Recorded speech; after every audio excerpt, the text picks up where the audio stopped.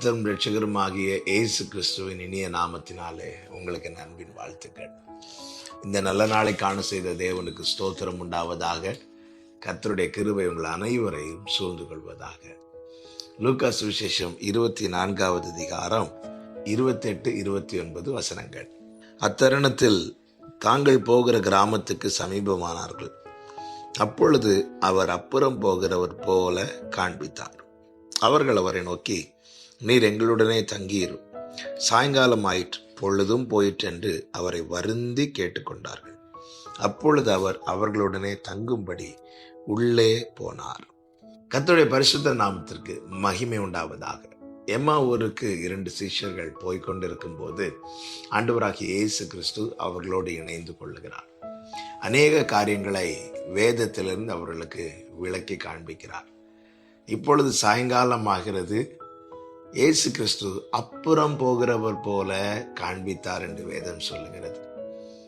இவர்கள் என்ன செய்கிறார்கள் என்று பார்க்க, அப்பொழுது இவர்கள் என்ன செய்கிறார்கள்? இயேசு கிறிஸ்துவை தங்களுடனே தங்கி இருக்கும்படிக்கு வருந்தி கேட்டுக்கொண்டார்கள். வருந்தி கேட்டுக்கொண்டவர்களிடத்திலே இயேசு கிறிஸ்து விரும்பி பிரவேசிக்கிறதை வேதம் நமக்கு காண்பிக்கிறது. என கேட்டுக்கொண்டிருக்கிற அன்பு சகோதர சகோதரி, தேவனை நாம் அழைக்காமல் அவர் நம்முடைய வாழ்க்கையிலே வரமாட்டார். இதோ வாசற்படியில் நின்று நான் கதவை தட்டுகிறேன் என்று ஆண்டவராகிய இயேசு கிறிஸ்து வெளிப்படுத்தின விசேஷம் 3வது அதிகாரத்திலே சொல்லி இருப்பதை நம்மால் பார்க்க முடியும். தேவனால் எந்த இடத்துக்கும் போக முடியும். அதே நேரத்தில் ஒரு மனிதனுடைய வாழ்க்கையிலே அவர்கள் அழைக்காமல் அவர் பிரவேசிக்க மாட்டார் என வேதம் நமக்கு காண்பிக்கிறது. இயேசு கிறிஸ்து சகையுவின் வீட்டில் போய் உட்கார்ந்திருந்து சீஷர்களை அனுப்பி, சகையு மரத்தில் இருக்கிறான், அவனை அழைத்து கொண்டு வாருங்கள், நான் அவன் வீட்டில் இருக்கிறேன் என்று சொல்லுங்கள் என்று சொல்லவில்லை. சகையு காட்டத்தி மரத்தில் ஏறி இருக்கிறான், அந்த மரத்துக்கு கீழே நின்று அவனை அண்ணாந்து பார்த்து சொல்லுகிறார், சகையுவே, நான் உன் வீட்டில் தங்க வேண்டும்.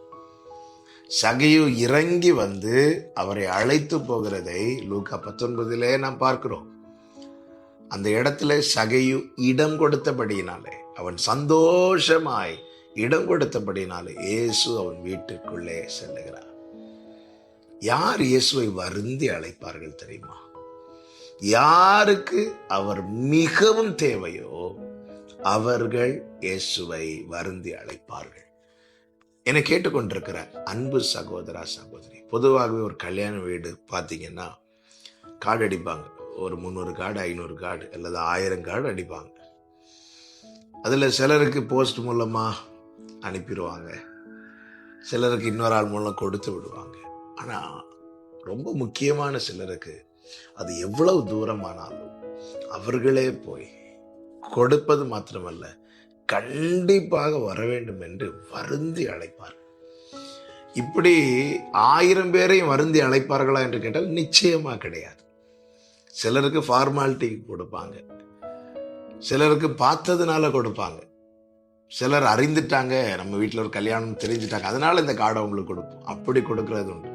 சிலருக்கு ஒரு வீட்டில் கொடுக்க போவாங்க, இன்னொருத்தங்க அங்கே இருக்கிறதுனால அவங்களுக்கு ஒரு கார்டு, நீங்களும் வாங்கன்னு சொல்லி கொடுப்பது உண்டு. ஆனால் சிலருக்கோ கார்டு கொடுப்பது மாத்திரமல்ல, அந்த இடத்திலே அவர்கள் உறுதிப்படுத்துவாங்க. என்ன உறுதிப்படுத்துவாங்க? நீங்கள் கண்டிப்பாக வருவீங்கன்னு சொல்லுங்க. வருந்தி அழைப்பதை பார்த்திருக்கிறோம், நாமும் செய்திருக்கிறோம். யார் இந்த ஃபங்க்ஷனுக்கு வர வேண்டும், என் வீட்டுக்கு வர வேண்டும் என்று நம்முடைய உள்ளம் ஏங்குகிறதோ விரும்புகிறதோ அவர்களை சும்மா ஃபார்மாலிட்டிக்காக அழைக்க மாட்டோம், ஏதோ சும்மா கூப்பிடுவது போல கடமைக்காக கூப்பிட மாட்டோம், அவர்களை ரொம்ப வருந்தி கேட்போம். இந்த 2 பேரும் எதை விரும்பினார்கள் தெரியுமா? நம்ம கூட இவ்வளோ நேரம் நடந்து நாம் துக்கப்படுகிறதை கண்டு விசாரித்து நம்மோடு பட்சமாய் பேசி வேத வாக்கியங்கள் எல்லாம் நமக்கு விவரித்து காண்பித்தாரே, இவர் நம்ம கூட இருந்த எவ்வளவு நன்றா இருக்கும். இயேசுவையும் பாருங்கள், அப்புறம் போகிறவர் போல காண்பித்தார். எதற்கு காண்பித்தார்? இவர்கள் என்ன செய்கிறார்கள் என்பதை அறிய.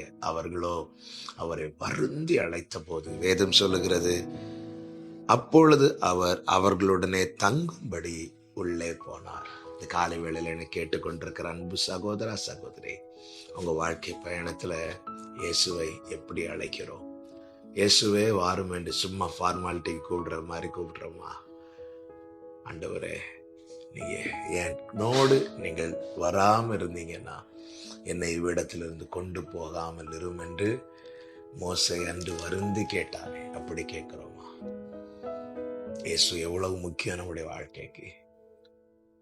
அவர்தான் எனக்கு எல்லாம், அவர் இல்லாமல் இல்லை என்ற உணர்வு இருக்குமானால் வருந்தி அழையுங்கள், விரும்பி வருவார். ஜெபிக்கலாமா? நல்ல தகப்பனே, இரக்கமுள்ள பிதாவே, எங்க வாழ்க்கையில மிக மிக மிக மிக மிக மிக தேவையானவர் நீங்க தான்ப்பா. கூட இருப்பீராக. நீர் நடத்தும் இயேசுவின் நாமத்தில் பிதாவே, ஆமென்.